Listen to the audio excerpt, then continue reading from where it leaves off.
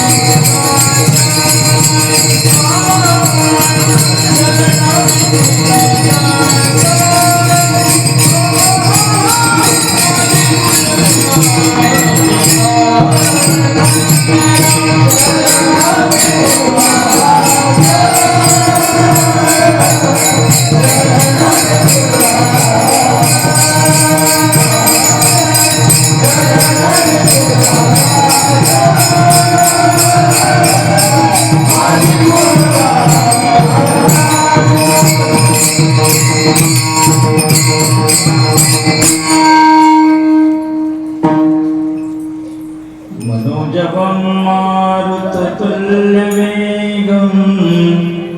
जितेन्द्रियं बुद्धिमतां वरिष्ठं वातात्मजं वानरयूथमुख्यं श्रीरामदूतं शरणं प्रपद्ये शरण शरण जी हनुमंता तुम्हारो रामदूता काय भक्तीच्या वाटा मुझदा बाबा सुभटा आई हनुमंत वीरा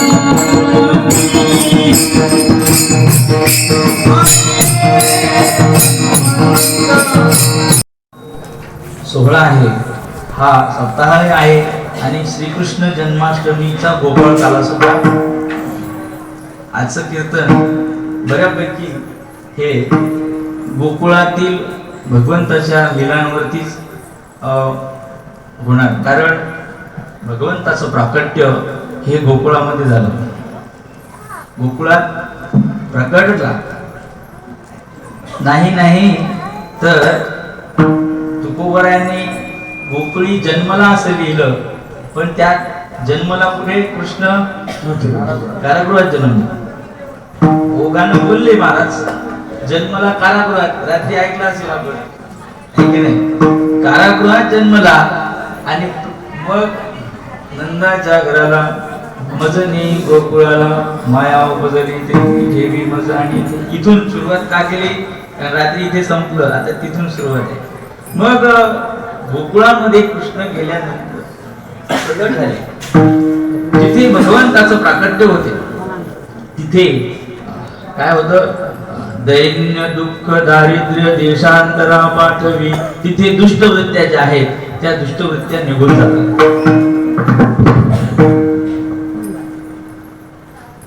दुष्टा चळकाप सुटला असं वर्णन आहे, दुष्टांना चळकाप सुटला, साधू जना झाले सुख उपजला दैत्याधाक.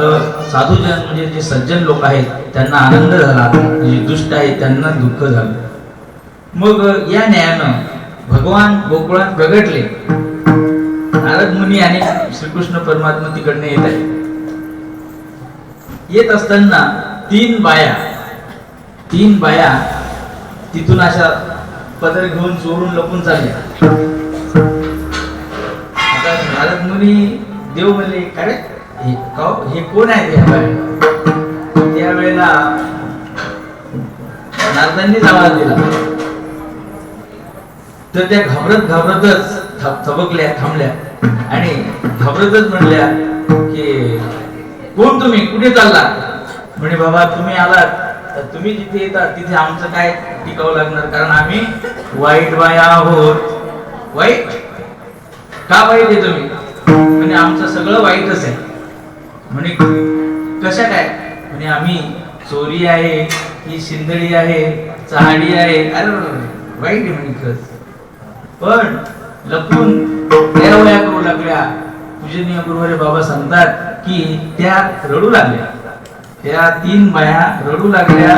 तेव्हा देवाला दया आली आणि देवानी म्हणजे काही रडायचं नाही, कारण हा श्रीकृष्ण परमात्म्याचा जो अवतार आहे हा सगळ्यांना सामावून घेण्याकरता आहे.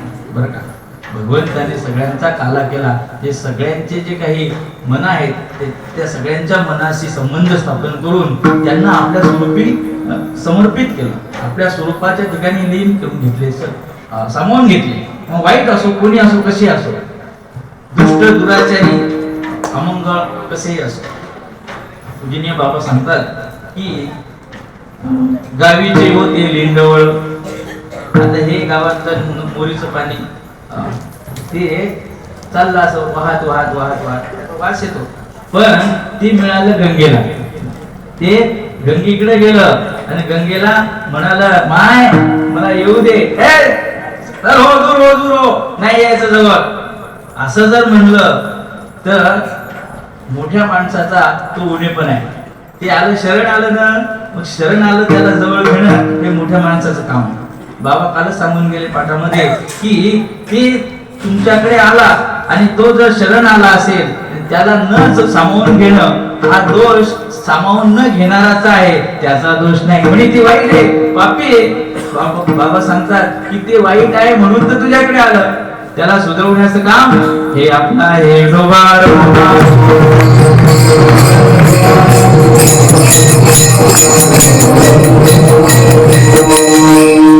मग ते गावीचे लेंडवळ, गावीचं गावातलं मोरीचं पाणी गेलं गंगेमध्ये. गंगेने त्याला सामावून घेतलं. आता त्याला कोण वाईट म्हणणार आहे? तुम्ही गंगेवर गेला की पहिले तीर्थ घेता, माय गंगा माय. मग ते होतं वाईट, पण गंगेला मिळालं ते झालं पवित्र. तशा ह्या वाईट बाया होत्या, पण भगवंतांनी त्याचा अंगीकार केला. त्या निंदनीय खऱ्या पण वंदनीय ठरल्या.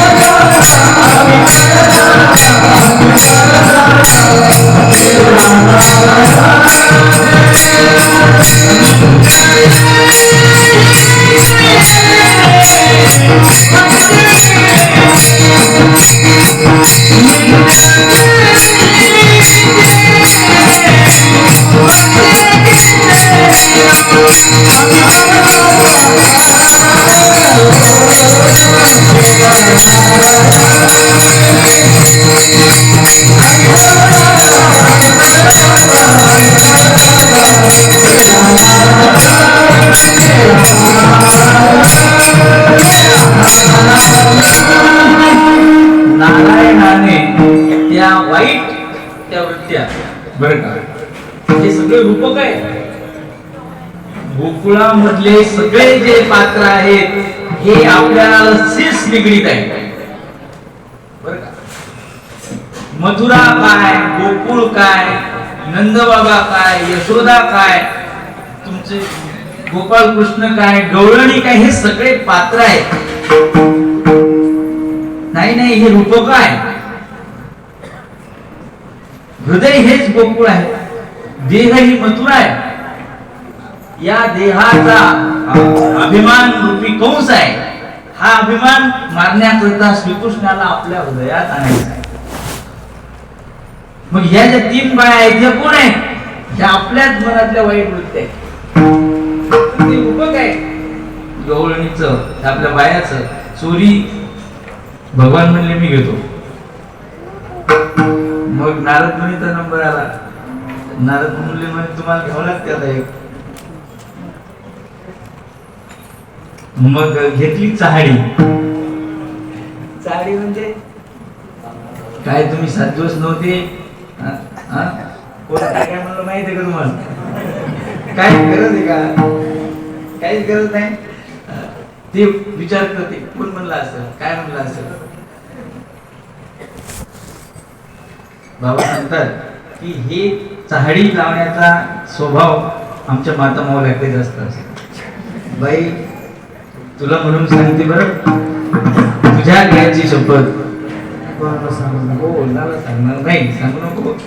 ती म्हणते नाही, तुपल्या गळ्याची शपथ, माझ्या गळ्याची शपथ, कोणाला सांगणार नाही, सगळं सांगून टाकणार हा माऊल्याचा धर्म. याला चहाडी म्हणतात.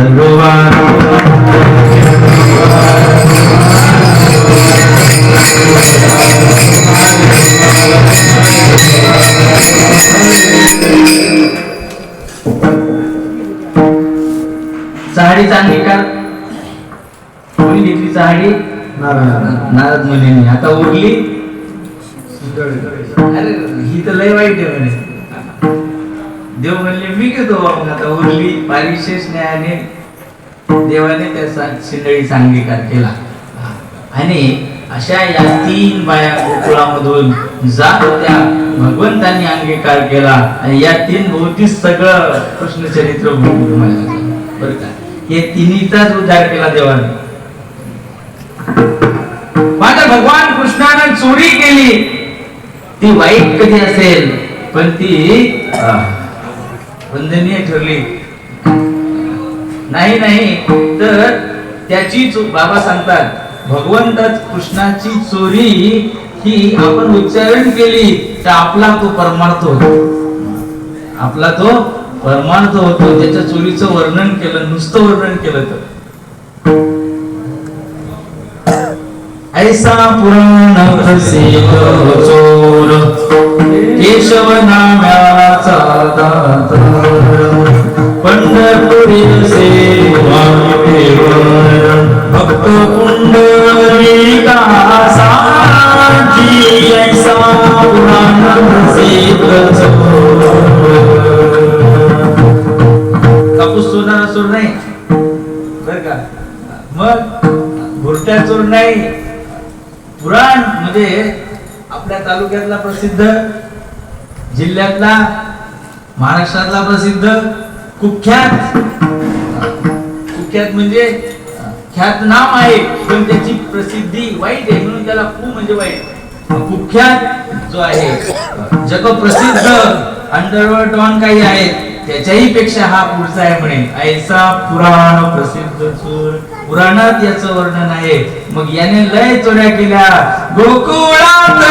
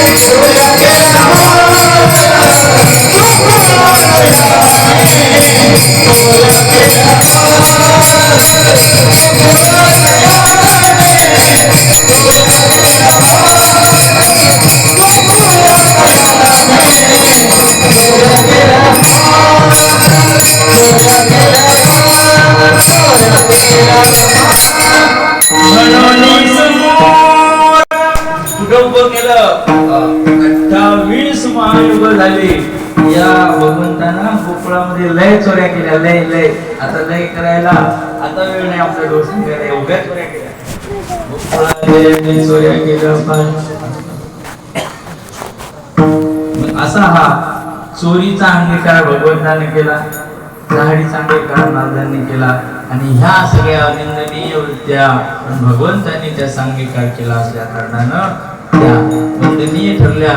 नाही नाही श्री कृष्णाचं चरिता काम स्वये संन्यासी होती निष्काम ऐसे अगाध कर्मी शरीरा. नाथ महाराज सांगतात की भगवंतानं गोकुळामध्ये ज्या काही थोड्या केल्या गवळणींसोबत त्या सुद्धा त्याचं वर्णन केलं तर संन्यासी पुरुषाच्या चित्तातील जो दुर्दम्य अशा स्वरूपाचा जो काम आहे तो निघून जातो. महाराज थोडं सामर्थ्य माझ्या गोपाळ कृष्णाच्या या चरित्रामध्ये आहे म्हणून त्या भगवंताच्या चरित्राचं उच्चारण आजच्या दिवशी करायचं असतं. चरित्र ते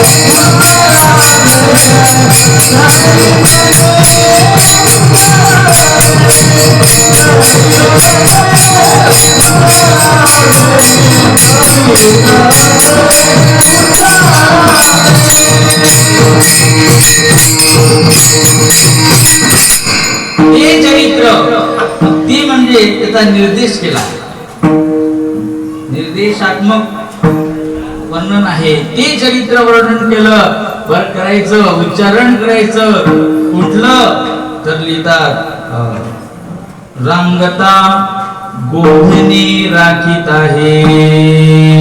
भगवान रांगत होते, त्या रांगता रांगता ज्या भगवंतानं खोड्या केल्या त्याचं वर्णन करणं हे आज क्रमप्राप्त आहे.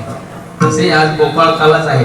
त्यामुळे भगवंताचं रात्री प्राकट्य झालं, जन्म झाला आणि जन्म झाल्यानंतर सकाळच्या वेळेला नंद बाबाची जी बहीण आहे त्या बहिणीनं लागली निरोप आणला. दादा दादा दादा दादा ऐकलं का अरे तुला मुलगा झाला. त्या आनंदाच्या भरामध्ये नंद बाबाने नंद उत्सव त्या ठिकाणी आरंभ केला. सगळ्याला जे जे पाहिजे ते सगळ्यांना दान देऊन टाकलं. 9 दिवस नंद उत्सव झाला. मग ज्या गवळणीनं म्हणले आता तुम्हाला जे हवं ते मागा, यादीच केली. गवळणींनी मनातल्या मनात मी फ्रीज मागणार, मी हे मागणार, मी ते मागणार, काय नाही सगळी यादी करून आल्या. महाराज नंदाच्या दारामध्ये आल्या, कृष्णाला पाहिलं, जसं पाहिलं तसंच मनात जे धरून आले ते सगळं विसरून गेले. त्याचं रूपच तसं. राजस सुकुमार मदनाचा पुत्र, राजस सुकुमार मदनाचा पुत्र, रवी शशी लोलिया, राजस सुकुमार मदनाचा. गुरु रे भगवान बाबा सांगतात मदनाचा बाप अवतरला. बरं का, गाथेमध्ये आहे. मग मदनाचा बाप आणि मदनाचा पुतळा हे साम्य आहे साधू संतांच्या या वाङ्मयामध्ये. भावाने लिहिला मदनाचा बाप इतका सुंदर होता भगवान कृष्ण की त्याला पाहता पाहता पाहता पाहता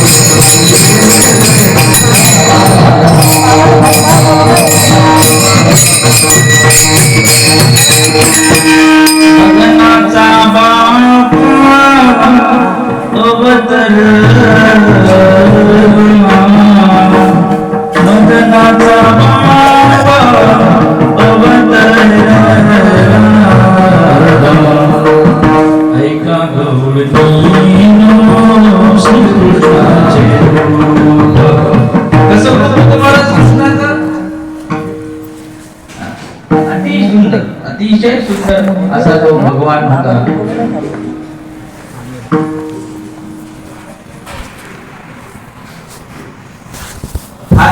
साधू संत वेडे झाले, त्याच्या रूपाचं वर्णन करण्याकरता शब्द अपुरे पडले. एवढं सुंदर भगवंताचं रूप होतं. अधरम मधुरम नयनम मधुरम, त्याचे अधर म्हणजे ओठ, त्याचे डोळे म्हणजे डोळे, त्याचे गाल, त्याचे दात, त्याच्या सर्व केशपंक्ती, सर्व याचं वर्णन त्या स्तोत्रामध्ये लिहिलं की भगवंत अति लावण्य गुण लावण्य खाणी असा तो होता. त्याला पाहिलं की पाहता क्षणीच गोपिकांचं ज्या गवळणी मनात धरून आल्या होत्या की मी हे मागणार ते मागणार, काऊन नाही मागणार, मी या यशोदेला पोरगं व्हावं म्हणून मी व्रत केलं. मी व्रत केलं, शुक्रवार धरले, गुरुवार धरले, सोमवार धरले, आणखी बरेच सगळे व्रत केले. हिला मुलगा हो म्हणून आता झाला म्हणल्यावर आपला हक्क आहे मागायचा. मी मागणार, मागण्यासाठी सगळ्या गेल्या यादी करून, गेल्यानंतर भगवंताला पाहिलं. देहभाव हरपला, देहभाव हरपला, त्याला पाहिलं की ते आपण काय घेऊन आलो मनामध्ये विसरून गेलं. देहभावाचं निरसन होणं हीच खरी भक्ती आहे. आपलं व्यक्तित्व, आपलं चित्त, जीवत्व, मनाचा मनपणा गमावणं, जीवत्वाचा जो काही जी जीवदशा ज्याच्यामुळे आली, ही जीवत्वाची जी ग्रंथी आहे, या सगळ्या ग्रंथी भगवंताच्या स्वरूपाच्या ठिकाणी त्या समाविष्ट झाल्या. देहभाव हरपला, हरपून गेल्या त्यांचा देहभाव हरपला आणि कशात आलो हे विसरल्या आणि काय म्हणायला लागल्या की आता जाऊ द्या म्हणे, परब्रह्ममूर्ती तुम्हा कृष्ण नाथ, सुखदाता तुम्हा जाणवली मत, चला बाई नंद घरी,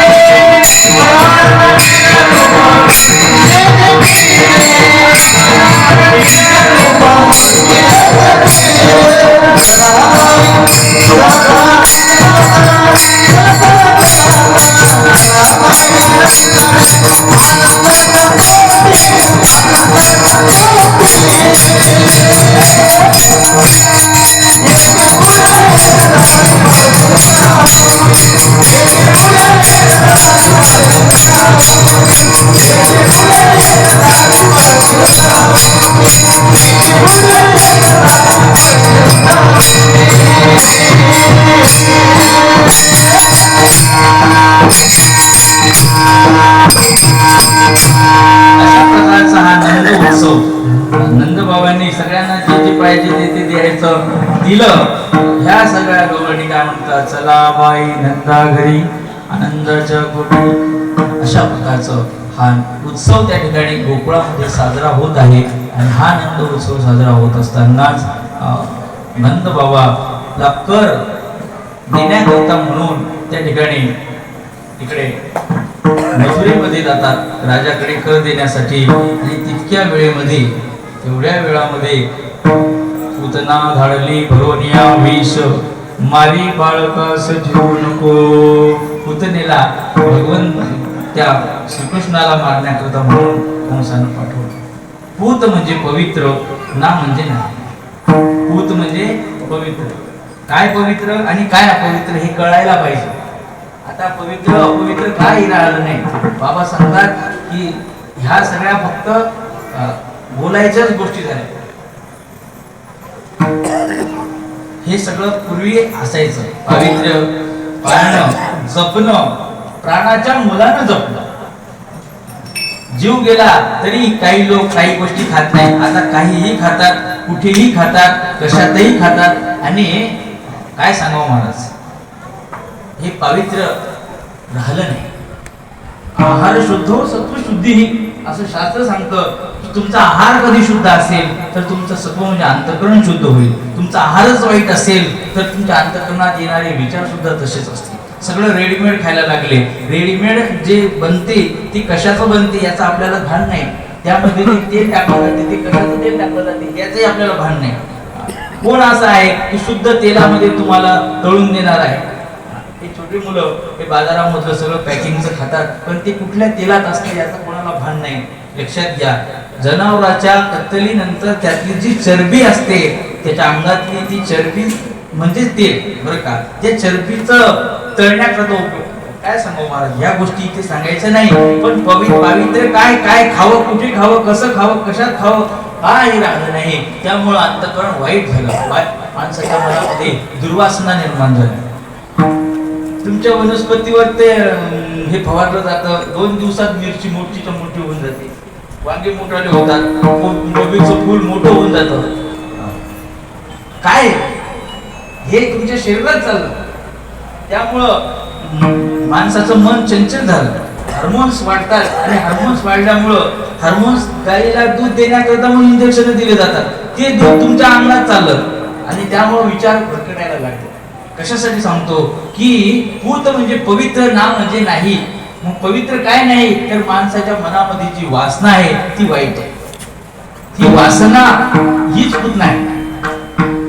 वासना हीच पूतना आहे. आणि ही वासना कशाने बळावते तर ती बळावते ज्याच्यामुळं तो खत पाणी आपण घालतो. मग अशी वासना रूपी पूतना भगवंतानं 6व्या दिवशी, 6 दिवस झाले आणि 6व्या दिवशी पूतनेला भगवंतानं त्या ठिकाणी पिलं. कसा पिलं, काय पिलं हे सगळा भागवतामध्ये आपण ऐकलं. मग पूतनेला 6व्या दिवशी भगवंतानं पिऊन टाकावं म्हणजे भगवंताच्या चित्तातली दुर्वासना 6व्या दिवशी. लक्षात घ्या, अशा या पूतनेचं पान भगवंतानं केलं. त्यानंतर तृणासुराला वायूच्या रूपाने आला गोकुळात. भगवान 6 महिन्याचे झाले. 6 महिन्याचे झाले आता लगेच.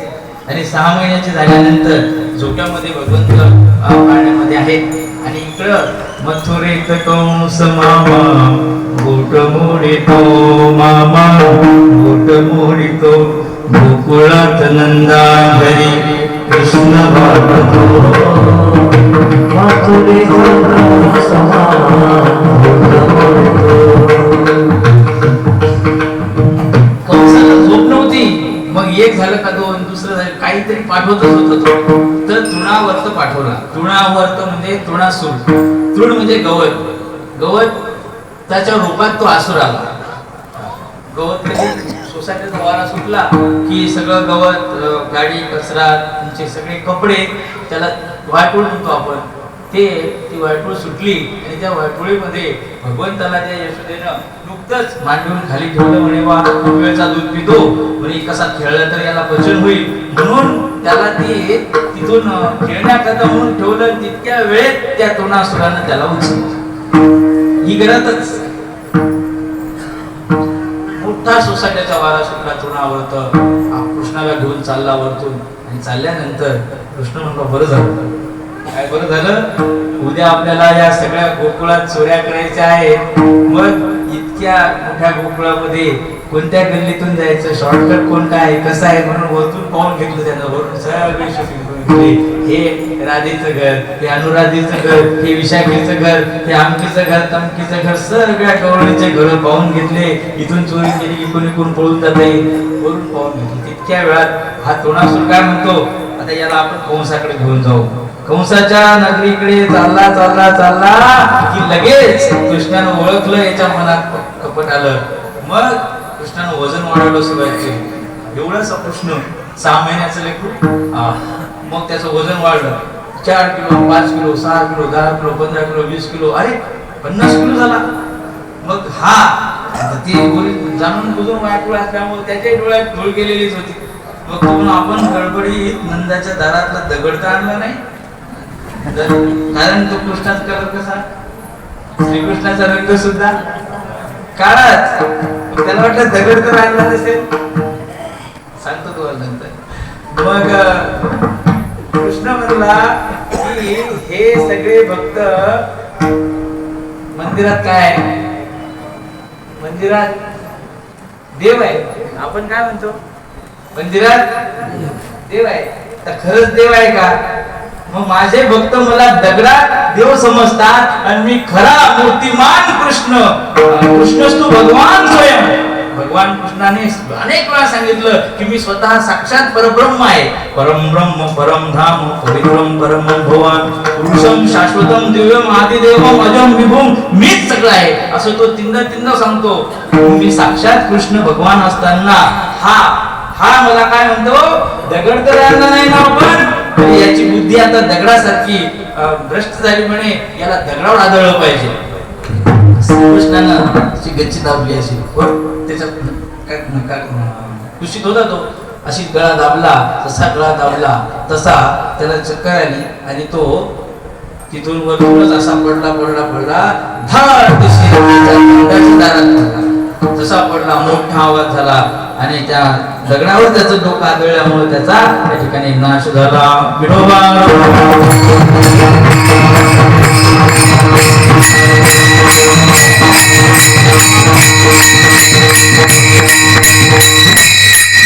विपरीत भावना. तृणावर्त म्हणजे आपल्या मनामध्ये असलेली विपरीत भावना. नास्तिकवादी जे लोक आहेत त्या नास्तिकाचं खंडन, त्याचं म्हणणं, त्याला मारून टाकण्याचे काम भगवंताने काय, देव मारतो आणि संत त्याचा नास्तिकपणा गमावतात. हा फरक आहे. स्वतंत्र विषय होतो. नास्तिकाला सुद्धा मारण्याचं, पाखंड्याचं खंडन करणं, पाखंड्याला नष्ट करण्याचं काम भगवंताने केलं. हा तृणासुर पाखंडी होता बरं का. मग हे असं चरित्र भगवंतानं त्या गोकुळामध्ये केलं. अघासुराला, अघासुर सापाच्या रूपामध्ये आला. अघासुरानं त्याचा प्रताप दाखवला. अघ म्हणजे पाप, अघ म्हणजे पाप. ते पाप सुद्धा नष्ट करण्याची शक्ती माझ्या भगवान कृष्णामध्ये आहे. भगवंतानं अघासुर, बकासूर, बकाला बक म्हणजे बगळा, बक म्हणजे बगळा, तो बगळा आला. बगळाचं काय असतं, दिसायला पांढरा स्वच्छ, बगळा दिसायला पांढरा पण मनानं काळा. त्याच्या मनात काय असतं की माशी पाण्यामध्ये जवळ आली की लगेच पकडणार. उभा राहे क्या चरण डोळे मिटुनिया, एका पायावर उभा राहतो, डोळे बंद करून राहतो. मग त्या माशाला शरण येतात. बाबा सांगतात, त्या माशा म्हणतात, बाबा का रडताय, का डोळे तुम्ही झाकून घेतले, का अश्रू गाळता? अगं म्हणे असं झालं, उद्या हे सरोवर आटणार आहे, हे सरोवर आटणार म्हणून मला तुमची दया येते. हा बगळा असा त्या मनात काय आहे की लगेच आता खाऊन घ्यायची, पण मनामध्ये एक आणि दाखवतो एक, याचं नाव दंभ, याचं नाव दंभ. नकरी दंभाचा साया. हा दंभ भगवंतानं बगळ्याच्या रूपाने जो आला त्याला मारून टाकलं. अशा प्रकारच्या गोकुळामध्ये अनेक भगवंतानं त्या ठिकाणी लीला केल्या. लीला केल्यानंतर त्या सगळ्या सवंगड्यांना भगवंतानं त्या ठिकाणी आता आपल्या खेळामध्ये सामावण्यास त्या ठिकाणी विठोबा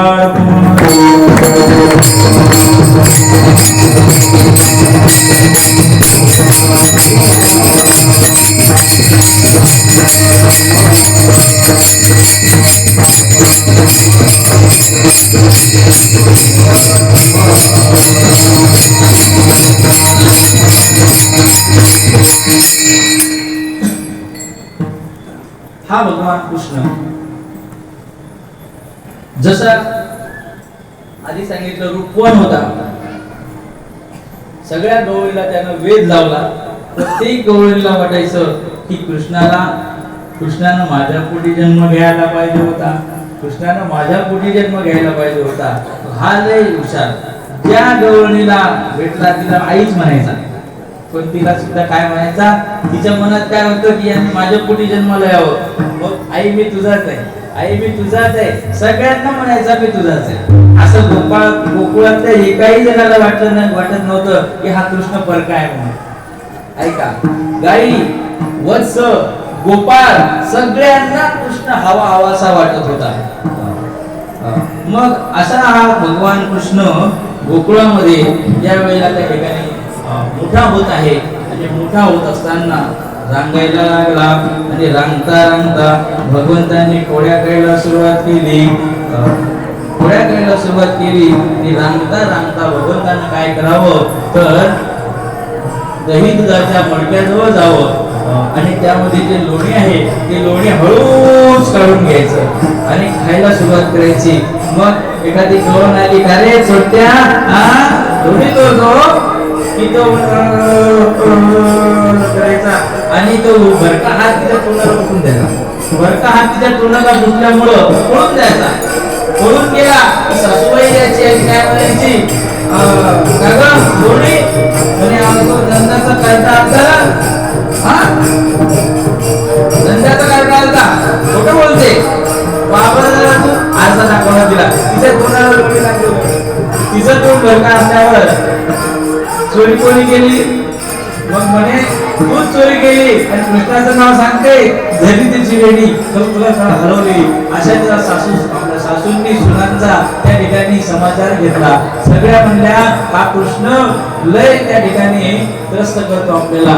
मग त्या भगवंतानं आपल्या लीलाच्या रूपानं सगळ्यांना आपला वेध लावला. का वेध लावला तर चित्तामध्ये जे लोणी आहे ती लोणी म्हणजे शुद्ध चित्त. ती लोणी भगवंताने सोडण्याचा प्रयत्न केला. याचा अर्थ गवळणीचं चित्त आपल्याकडे आकर्षित करण्याचा त्याचा तो प्रयत्न होता. सगळ्या गवळणींना भगवंताने आपल्या स्वरूपाचा आपल्या लीलांचा वेध लावला. चित्त चोरियले नंदाच्या नंदनी हरी माझे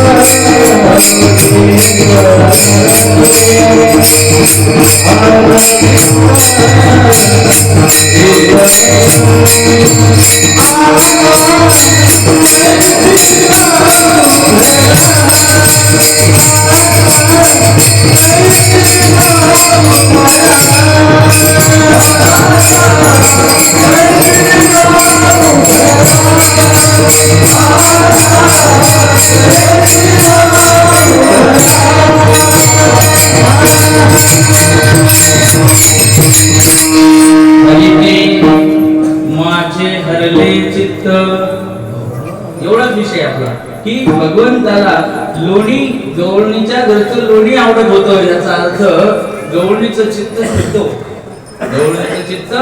शुद्ध होतं. त्याच्या चित्तामध्ये कुठल्याही प्रकारचा त्या ठिकाणी तुझा भाव नव्हता. गवळणी कृष्णाकरता म्हणून स्वतंत्र लोणी काढून ठेवत. त्यांच्या मनामध्ये जसं स्वतःचं लेकरू होतं तसंच कृष्णावर सुद्धा त्यांचं प्रेम होतं. पण काय झालं, भगवंतालाच त्यांचा उद्धार करायचा होता.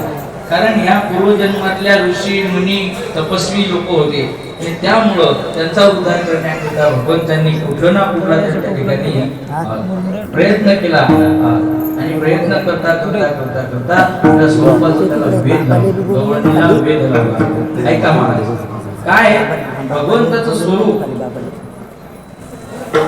आधी सांगितलं की हा मनोहर आहे, श्याम सुंदर आहे. श्याम म्हणजे सावळा, मनोहर म्हणजे मनाला मोहून घेणारा, श्याम म्हणजे सावळ्या रंगाचा. तर सावळा रंग असतो का? दोनच रंग आहे, सावळा रंगच नाही. फक्त म्हणायसाठी की त्याला राग येऊ नये म्हणून काय रंग किती आहे? मग हा भगवान सावळ्या रंगाचा म्हटलं गेलं कारण तो मोठा आहे. मग मोठ्याचं वर्णन कसं करायचं? वास्तविक ठाईचा चिकाळा अनादि बहुकाळा म्हणून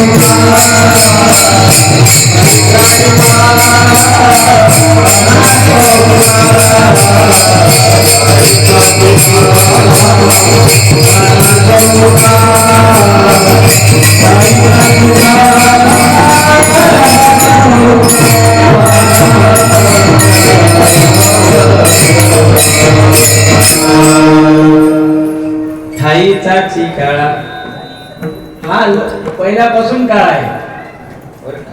अनादि, अनादि म्हणजे आधी न ते अनादि, त्याचा आधी सांगता येत नाही म्हणून अनादि.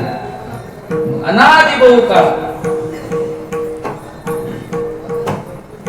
एक आहे असं जर म्हटलं तर राग येतो. मग कृष्ण त्याच्या आईला म्हणायला लागला, का ग आई मी काळा का झालो? काय बोलला? मी काळा का झालो? सगळं मला काळ्या काळ्या काळ्या काय म्हणतात. आहेत आमच्या इथे 4 मुलं आज नाही आला. मग यशोमती बोले नंदलाला, यशोमती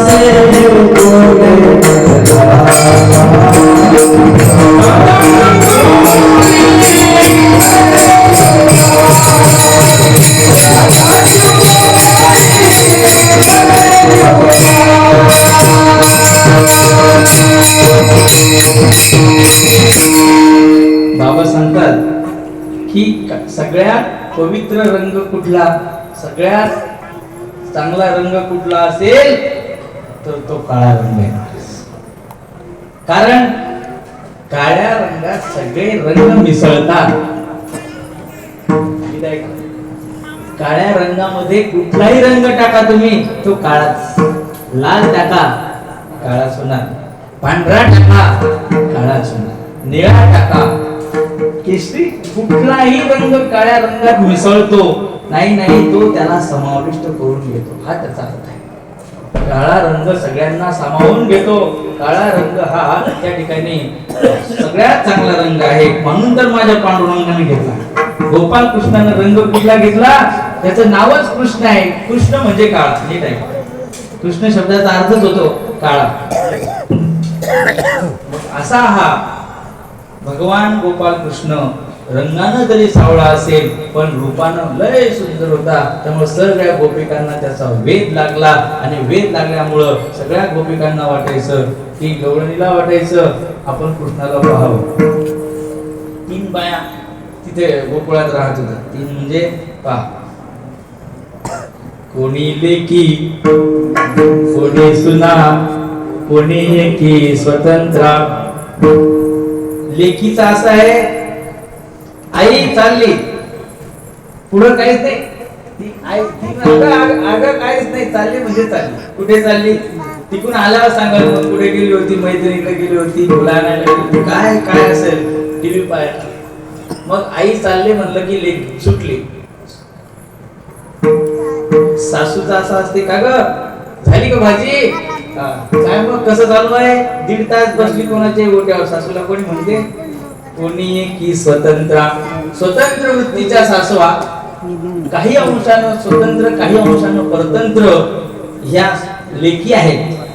आणि पूर्ण परतंत्र, पूर्ण परतंत्र म्हणजे बाहेर पडायचं नाही, असं वागायचं तसं वागायचं, सगळे बंधन सुनांना.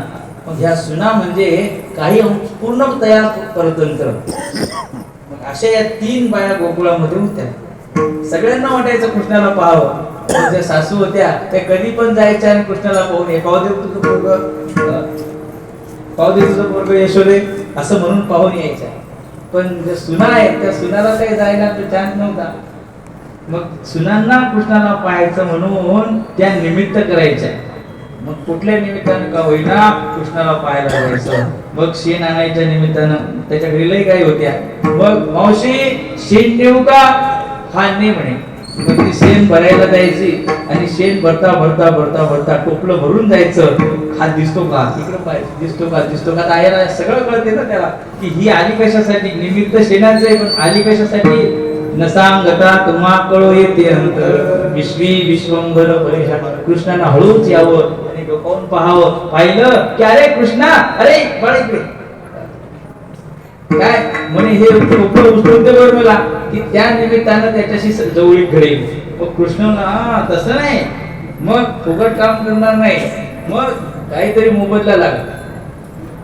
ठीक आहे म्हणे, काय मोबदला द्यायचा?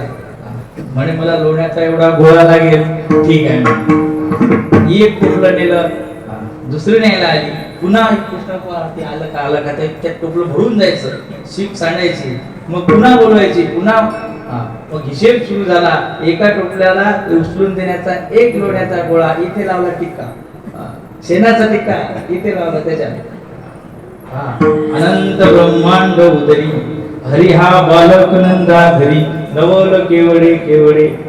काय नकळे काळोबाचे पुढे, हा ब्रह्मांडाचा नायक. पण त्या गोपिकांच्या सोबत काय करायला पहा, काय त्या तिनं शेणाचा गोळा घ्यावा, टिकला आणि त्याच्या कपाळाला लावला, गालाला लावला, या गालावर लावला.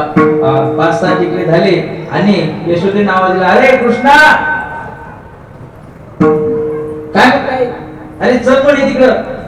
नेलं त्याला आणि हौदावर नेऊन त्याचं नळावर नेऊन तोंड धुवून टाकलं. काय म्हणे आई, काय झालं? अगं मग सगळा हिशेब तोडून टाकला. म्हणजे काय हिशेब होता? पण त्याने सांगितलं की 1 टोपलं उचलून दिल्याचा 1 टिकला होता सगळं. अरे म्हणे मी तुला लय देते, चल आपल्या घरी आहे. नाही म्हणे, तुझ्या आपल्या घरचं गोड लागत नाही मला, गवळणीच्या चित्तातलं त्यांच्या घरचं गोड लागतं. हा आहे त्या गवळणीच्या चित्तातला तो भाव होता, त्यांच्या घरचं लोणी. याचा अर्थ आहे की गवळणीचं चित्त शुद्ध होतं आणि ते शुद्ध चित्त भगवंताला पाहिजे, त्याचा तो भुकेला आहे. बहु प्रेमाचा भुकेला, बहु प्रेमाचा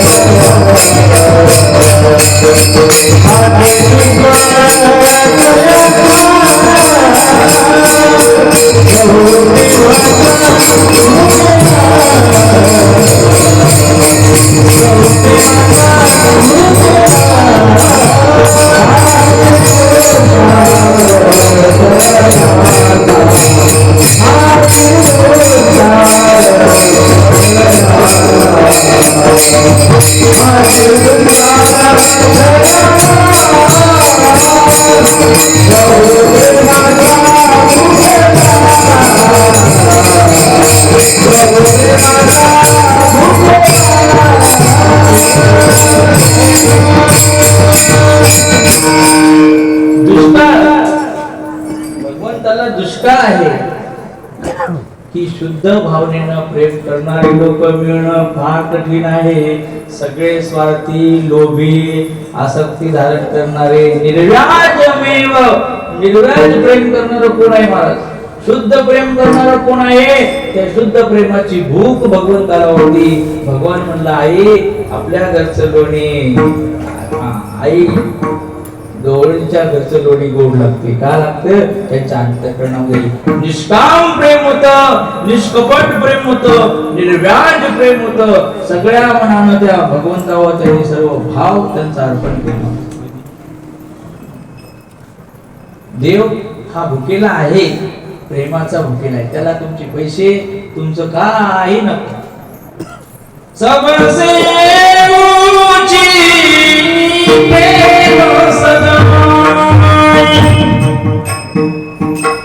सबसे ऊंची प्रेम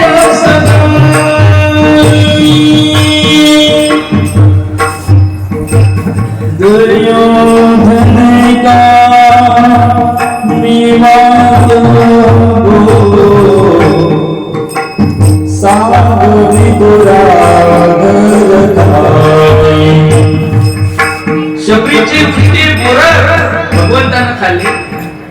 दुर्योधनाचा पवनचा नको म्हटला आणि विदुराच्या घरच्या भक्षुनी कण्या परमानंदी झाला. गोकुळाच्या गवळणीच्या घरचं लोणी त्याला खाण्यामध्ये जो आनंद होता, तो आनंद त्याला अमृताचा, पक्वान्नाचं भोजन करण्यामध्ये नव्हता.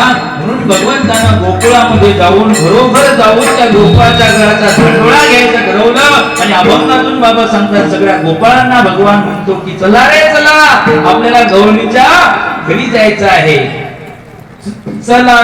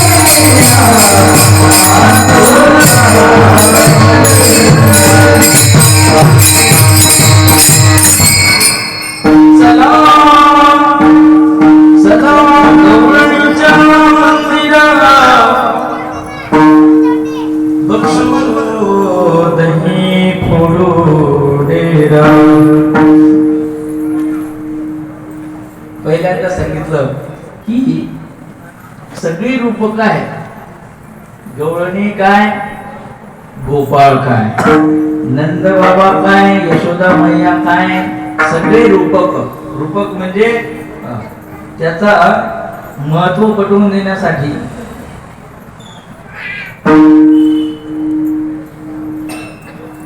त्याची पूर्णतया आपल्याला माहिती होण्यासाठी रूपक केलं जातं.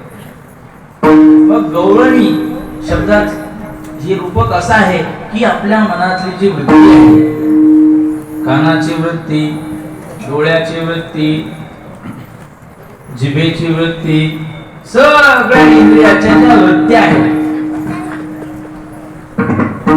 यालाच गवळण म्हटलेलं आहे. डोळ्याची वृत्ती ती एक गवळण, कानाची वृत्ती ती एक गवळण, जिभेची वृत्ती ती एक गवळण.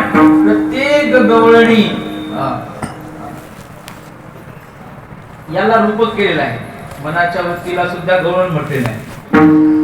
मग या वृत्ती, मनाच्या वृत्तीला, इंद्रिय वृत्तीला काय म्हटलेलं आहे? हात, पाय, कान, नाक, डोळे हे सगळे इंद्रिये, या प्रत्येक इंद्रियाच्या अंतस्थ जी वृत्ती आहे ती गवळण आहे. तर या गवळणीच्या घरी जायचं म्हणजे कुठे जायचं? सगळे इंद्रिय कुठून निर्माण झाले? सगळे इंद्रिय कुठून निर्माण झाले?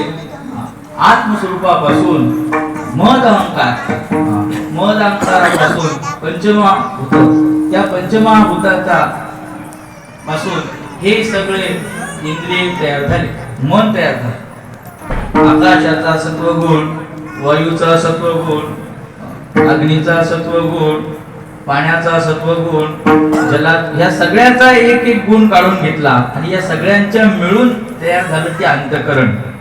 मिलित सत्वांशाचं कार्य म्हणजे अंतःकरण आहे आणि अंतःकरणाच्या ह्या वृत्ती आहेत. अंतःकरणाच्या ह्या वृत्ती आहेत, कान, नाक, डोळे हे सगळे. मग इंद्रिय वृत्तीच्या घरी जायचं म्हणजे कुठे जायचं? हृदयाच्या एकांतात, हृदयस्थ जो परमात्मा आहे तिथे जायचं. चला गवळणीच्या मंदिरा.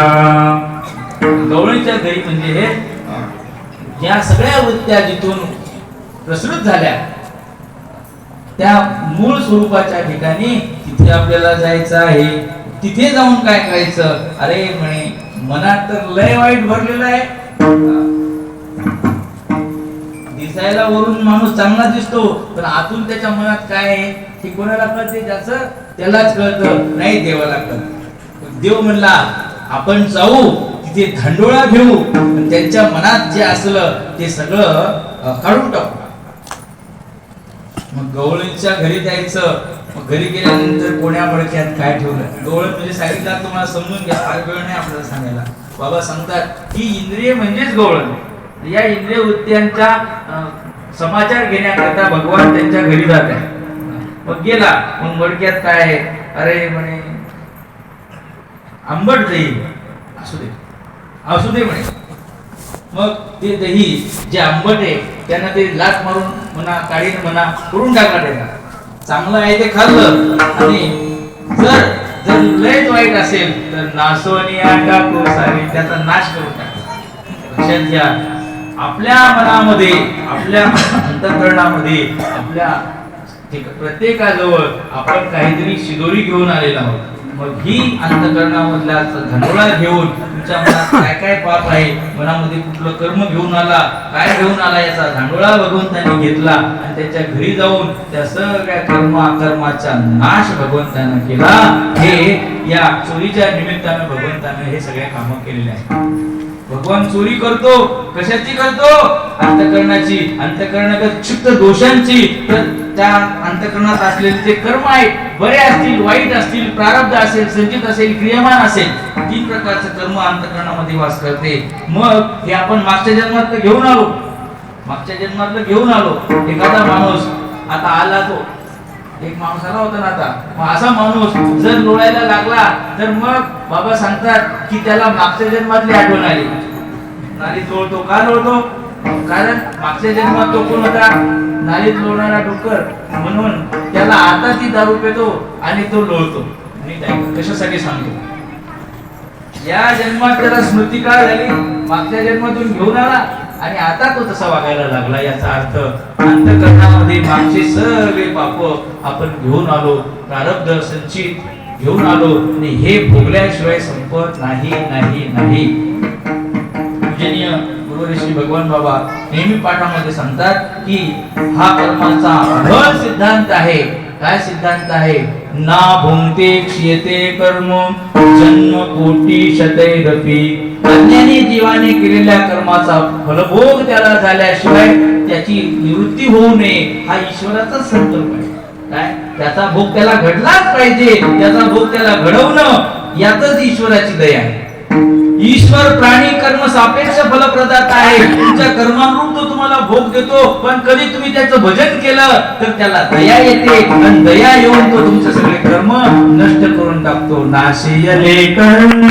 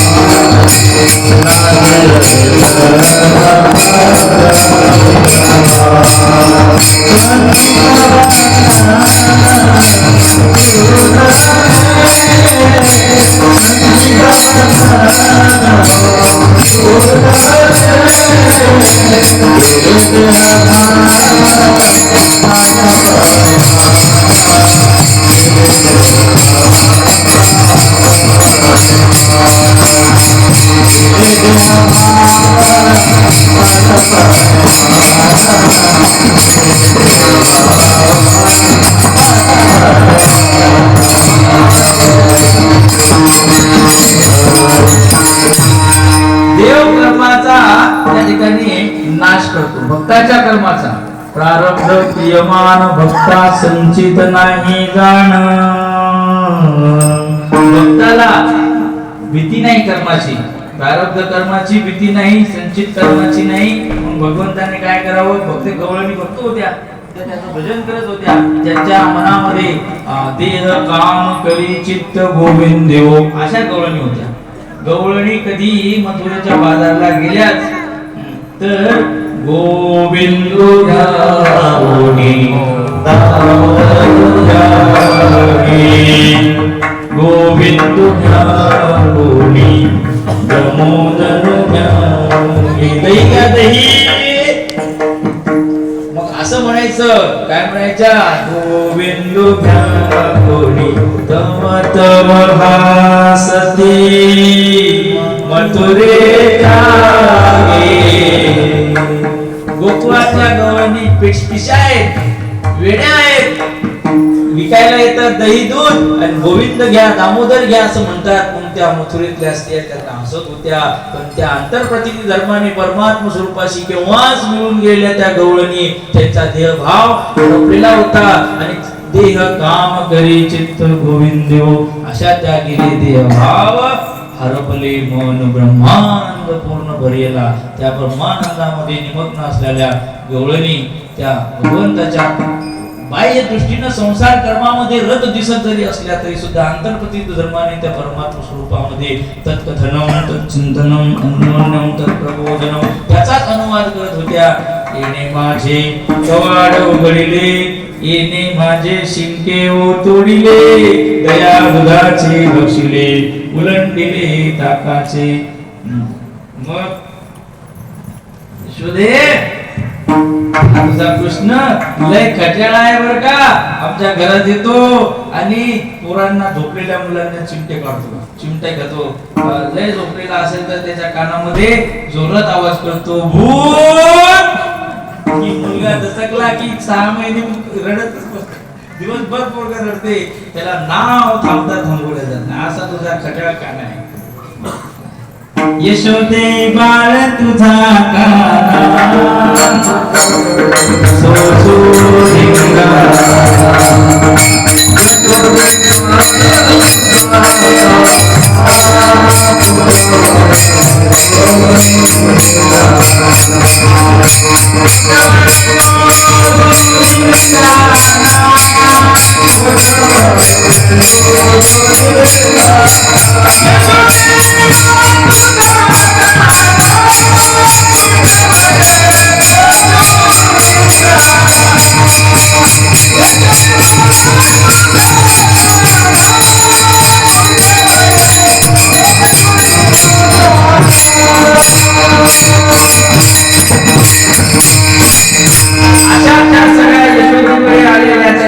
तक्रारी पाहून यशोदा म्हणली बर बाबा तुम्हाला माझं मुलगा नको वाटते का याला शाळेत टाकते. त्याला शाळेत घालून दिलं तेव्हा ती शाळा म्हणजे जर 5-6 गाई घेऊन द्यायच्या वासर घेऊन द्यायचे जा शाळेत. मग गाई वासर घेऊन तो भगवान कृष्ण 9 लाख गाई माझ्या नंद बाबाकडे होत्या असं म्हणतात. त्या 9 लाख गाई भगवंताकडे वळण्याचं काम होतं. त्या गाई वत्स घेऊन तो भगवान वृंदावनाच्या त्या वनामध्ये जात आहे. तिथे गेल्यानंतर मग खेळ त्या ठिकाणी खेळले आणि खेळ खेळत असताना थकले भागले. आता कृष्णा लय झालं कालचा उपवास आहे. खांदे भार पोटी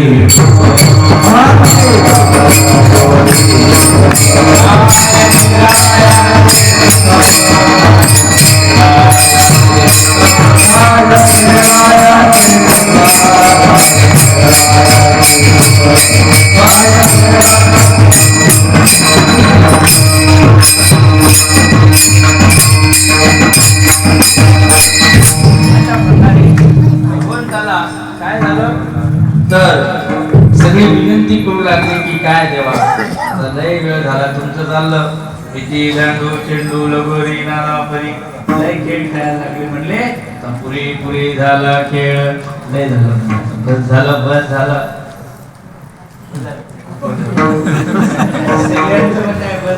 ज्ञानेश्वर